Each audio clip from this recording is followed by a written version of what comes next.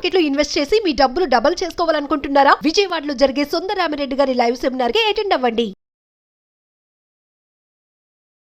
నమస్తే, welcome back to Suman TV. నేను మీ సంజయ్. ఈరోజు మనతో పాటు ఉన్నారు తెలంగాణ హైకోర్టు అడ్వకేట్ కృష్ణకాంత్ గారు. సార్తో మాట్లాడి కొన్ని విషయాలు తెలుసుకుందాం.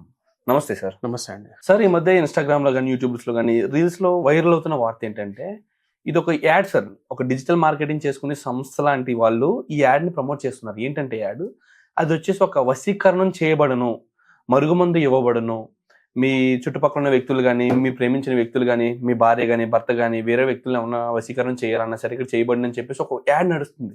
అసలు ఈ బ్లాక్ మ్యాజిక్ అని, ఇలాంటి చేతబడులు అని, ఇలాంటి వశీకరణలు అనేవి నిజంగా లీగలా? ఇలాంటి యాడ్స్ రన్ చేయొచ్చు అంటారా? గుడ్ క్వశ్చన్ అండి. నేను కూడా ఈ మధ్య చూస్తున్నాను, ఇన్స్టాగ్రామ్ వాటిలో ఇలాంటి వాటి ఇవన్నీ ఇలాంటి రీల్స్ ఇలాంటి స్క్రోల్ అవుతున్నప్పుడు చూస్తున్నాను నేను కూడా. అది ఫస్ట్ ఆఫ్ ఆల్ చూడంగానే చాలా కామెడీగా అనిపిస్తుంది. But the thing is that which illegal అండి, అలా చేయకూడదు first and foremost thing. So ఇక్కడ ప్రాబ్లం ఏంటంటే మనకి ఇండియాలో ఇది ఇంటర్నెట్ కి సరైన సెన్సర్షిప్ లేదు. So what they are doing, what kind of ads they are publishing, దాని మీద ఒక సరైన స్క్రూటినీ లేదు. సో దానివల్ల ఇలాంటి యాడ్స్ అన్ని రన్ అవుతున్నాయి. బట్ యాక్చువల్ గా చెప్పాలంటే అది ఇల్లీగల్, అలాంటివి రాకూడదు. ముఖ్యంగా మనకి ఏంటంటే సంజయ్ గారు, ఇది drugs and magic remedies act అని చెప్పి ఒకటి ఉంది. సో దాంట్లో ఏంటంటే ఇదే ఇట్లాంటివి రిలీజియన్ పేరు మీద కానీ, అలాంటి పేరు మీద కానీ ఇలాంటివన్నీ చేయకూడదు. ఒకల్ట్ ఫస్ట్ ఆఫ్ ఆల్ వీటిని ఏమంటారు అంటే, మనం ఇంగ్లీష్ లో అండ్ లీగల్ లాంగ్వేజ్ లో ఒకల్ట్ సైన్సెస్ అంటాం. ఒకల్ట్ సైన్సెస్ అంటే ఇలా వశీకరణలు, చేతబడులు ఇలాంటివన్నీ ఒకల్ట్ సైన్సెస్ కింద పరిగణించబడతాయి. సో ఇవన్నీ ఇల్లీగల్ అనమాట మన ఇండియాలో. ఇలాంటివి చేయకూడదు. ముఖ్యంగా ఇలాంటి రిలీజియన్ పేరు చెప్పి ఇలాంటివన్నీ చేయడం అనేది పెద్ద బ్లాస్ఫమీ అంటే రిలీజియన్ అవమానించడం కింద పరిగణించబడుతుంది. సో దానికి కూడా ఇప్పుడు లేటెస్ట్ గా మన భారతీయ న్యాయ సంహితలో సెక్షన్ 299 అనే సెక్షన్ ఉంది. అదేంటంటే బ్లాస్ఫమీని కవర్ చేస్తుంది. సో దానికి కూడా దగ్గర 3 to 4 years శిక్ష పడుతుంది ఇలాంటి వాటిలో కన్విక్ట్ అయితే. అది కాకుండా ఈ నరబలులు ఇలాంటివి ఇస్తే మాత్రం ఖచ్చితంగా మర్డర్ కేసు కింద పరిగణించబడతారు. సో ఇవన్నీ ఉంటాయి. But the thing is that Sanjay గారు, బాధాకరమైన విషయం ఏంటంటే యాక్చువల్ వీటికి కూడా సపరేట్ గా ఒక లా కాన్స్టిట్యూట్ చేయాలి. ఇప్పుడు మనం చూసుకుంటే ఇది సెంట్రల్ లా లేదు దీని మీద. ఒక సెంట్రల్ లెవెల్లో ఒక అన్నిటికీ కామన్ గా ఉండే ఒక లా లేదు దీని మీద. ఇప్పుడు ఓన్లీ స్టేట్ వైజ్ ఉన్నాయి లాస్. వీటి మీద ఓన్లీ స్టేట్ వైజ్ ఉన్నాయి. కొన్ని చోట్ల కొన్ని ఎలో చేస్తారు, కొన్ని చోట్ల కొన్ని స్టేట్స్ లో ఎలో చేయరు అన్నమాట. అలా ఉంది ఇక్కడ. అదే ప్రాబ్లం ఇక్కడ. ఇప్పుడు ఈ వీటి మీద స్ట్రిక్ట్ లాస్ ఏ స్టేట్స్ ఉన్నాయంటే మహారాష్ట్ర, కర్ణాటక, బీహార్, ఛత్తీస్గఢ్ ఇలాంటి వాటిలో ఈ నర బలులు కానీ వాటి మీద ఇలాంటి చేతబడులు ఇలాంటివి ఏమైనా చేస్తే చాలా స్ట్రిక్ట్ పనిష్మెంట్స్ ఉన్నాయి. సార్, నార్త్ సైడ్ చూసుకుంటే ఇలాంటి సంఘటనలు ఎక్కువ జరుగుతుంది. ఛత్తీస్గఢ్, బీహార్, అవును అవును. సో అలాంటి వాటిలో అలాంటి స్టేట్స్ లో ఈ సపరేట్ లా పాస్ చేయబడింది. బీహార్, ఛత్తీస్గఢ్, మహారాష్ట్ర, కర్ణాటక ఇక్కడ క్లియర్ గా లా అలాంటిది యాంటీ ఒకల్ట్ సైన్సెస్ లా ఒకటి పాస్ చేయబడింది. సో అక్కడ ఇలాంటివి ఏమైనా చేస్తే మాత్రం సివియర్ పనిష్మెంట్స్ ఉన్నాయి. అక్కడ దగ్గర 5 ఏళ్ళ నుంచి 7 ఏళ్ళ వరకు పడే శిక్షలు కూడా ఉన్నాయి. అలా ఉన్నాయి. కానీ అదే మన తెలంగాణలో కానీ ఆంధ్ర కానీ చూసుకుంటే ఇక్కడ కూడా జరుగుతాయి అలాంటివన్నీ ఒకల్ట్ సైన్సెస్. కానీ ఇక్కడ మనకంత సపరేట్ గా లా లేదు వేరే స్టేట్స్ ఉన్నట్టు. సో అదే నేను చెప్పేది ఏంటంటే సెంట్రల్ లెవెల్లో ఒక లా తీసుకొస్తుంది. దీనికి అన్ని స్టేట్స్కి ఒకటే లా అన్నట్టు తీసుకొస్తే అప్పుడు ఇలాంటివి తగ్గే ఛాన్సెస్ ఉంటాయి.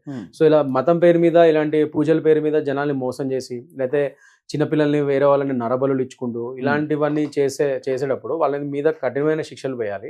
అండ్ జనాలు కూడా ఇలాంటి సూపర్ స్టిషన్స్ నమ్మకూడదు. ఫస్ట్ ఆఫ్ ఆల్ మనం ఉంటున్న ఇప్పుడు ఈ గ్లోబలైజేషన్ యుగంలో అన్ని మనకి ఒక చిన్న మొబైల్లోనే అనేది తెలిసిపోతున్నాయి. So you should have more knowledge. ఒక మొబైల్లోనే మీరు గూగుల్ చేస్తే 100 తెలుస్తాయి. అలాంటప్పుడు మీరు ఇంకా చదువుకున్న వాళ్ళు ఎక్కువైపోయారు వాళ్ళ రోజు. లిటరసీ రేట్ కూడా పెరిగింది. అలాంటప్పుడు ఇంకా పాతకాలంలో లాగా ఈ సూపర్ స్టిషన్స్ అని నమ్ముకుంటూ వశీకరణాలని, చేతబడులని చెప్పి ఇలాంటివన్నీ నమ్ముకొని మీ జీవితాలను నాశనం చేసుకొని మీరు డబ్బులు తగిలేసి అట్ ద సేమ్ టైం వాళ్ళు ఏదో చెప్పారని చెప్పి పిచ్చి పిచ్చిగా వాళ్ళ మాటలు విని వేరే క్రైమ్స్ చేసి ఇలాంటి నరబలులు ఇలాంటివి చేస్తే మాత్రం చాలా సివియర్ పనిష్మెంట్స్ ఉంటాయి. అనవసరంగా మీ జీవితాలను నాశనం చేసుకుంటారు. సో నేను కూడా చెప్పేది అందరికీ అదే ఏంటంటే, ఇలాంటి యాడ్స్ ఏమైనా వచ్చినా కూడా యూ కెన్ ఆల్సో రిపోర్ట్. ఏమైనా యాడ్స్ అలాంటివి వస్తే యూ కెన్ ఆల్సో రిపోర్ట్. ఇలాంటి చూడండి వీడియో ఇల్లీగల్గా ఇలాంటి ఎవరు యాడ్స్ పంపిస్తున్నారని చెప్పి అదే మీరు సైబర్ క్రైమ్ వాళ్ళకి కానీ, ఆ డిపార్ట్మెంట్ కానీ, లేకపోతే నార్మల్ పోలీస్ స్టేషన్ వాళ్ళకి కూడా చెప్తే వీళ్ళ కేసు నమోదు చేసి వాళ్ళ మీద యాక్షన్ తీసుకుంటారు. అండ్ వన్ థింగ్ సార్, ఇక్కడ చూసుకుంటే ఈ బ్లాక్ మ్యాజిక్, ఈ వశీకరణ ఇలాంటి వాటికి సైంటిఫిక్ ప్రూఫ్ అనేది ఏది లేదు.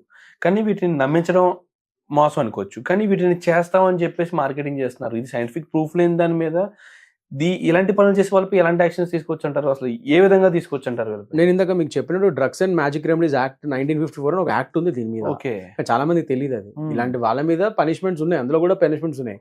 ఫస్ట్ టైం కన్విక్ట్ అయితే ఒక 6 నెలలు, రెండోసారి కన్విక్ట్ అయితే 1 year, మూడోసారి కూడా కన్విక్ట్ అయితే ఒక 5-6 ఏళ్ళు ఇలా శిక్షలు ఉన్నాయి దాంట్లో కూడా. అది కాకుండా మళ్ళీ ఇప్పుడు బిఎన్ఎస్ లో కూడా సెక్షన్ 299 ఉంది. అందులో అయితే 3 నుంచి 5 ఏళ్ళ వరకు శిక్ష వేస్తారు దీన్ని బట్టి.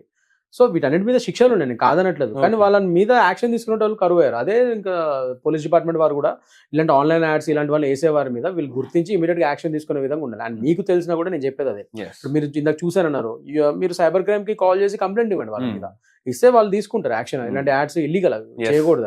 అవి ఈ డ్రగ్స్ అండ్ రెమెడీస్ యాక్ట్ 1954 చెప్పేది అదే, ఇలాంటి అడ్వర్టైజ్మెంట్స్ చేయకూడదు, ఇలాంటి యాడ్స్ రన్ కాకూడదు. సో వాళ్ళు చేస్తున్నప్పుడు they can be prosecuted for that and మీరు వాళ్ళ మీద కంప్లైంట్ ఇవ్వచ్చు. సార్ ఓకే సార్, ఇప్పుడు వరకు మనం ఇలాంటి యాడ్స్ ప్రమోట్ చేసిన వాళ్ళ గురించి సంథింగ్ ఇలాంటి పనులు చేసే వాళ్ళ గురించి ఎలాంటి శిక్షలు పడతాయి అనే విషయం గురించి మాట్లాడుకున్నాం. ఒకవేళ ఇలాంటి యాడ్స్ కానీ ప్రమోట్ చేసే వాళ్ళకి మీరు ఏం చెప్తారు? ఎలాంటి యాడ్స్ ప్రమోట్ చేయాలి, ఎలాంటి వాటికి జోలికి వెళ్ళకూడదు అంటారు?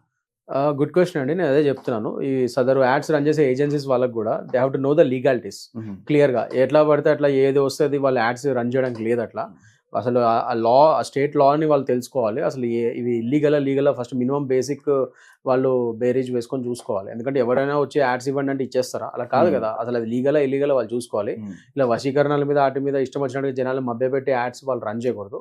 నేను చెప్తున్నట్టు మీరు కంప్లైంట్ ఇస్తే అసలు యాడ్ ఏజెన్సీ వాళ్ళ మీద కూడా వీళ్ళు యాక్షన్ తీసుకుంటారు, సైబర్ క్రైమ్ వాళ్ళు. So you can do that. Absolutely sir. కానీ కాకపోతే ఒక సామాజిక బాధ్యతగా తీసుకుని ఒకరు కంప్లైంట్ చేసే వాళ్ళే కరువయ్యారు ఈ సమాజంలో చూసుకుంటే.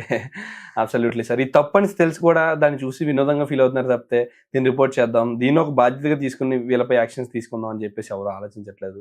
అలాంటి యాక్షన్స్ తీసుకున్నప్పుడు ఇలాంటి ఇల్లీగల్ యాక్టివిటీస్ అన్ని మన సొసైటీలో తగ్గుతాయి. And absolutely sir, thank you very much. Thank you.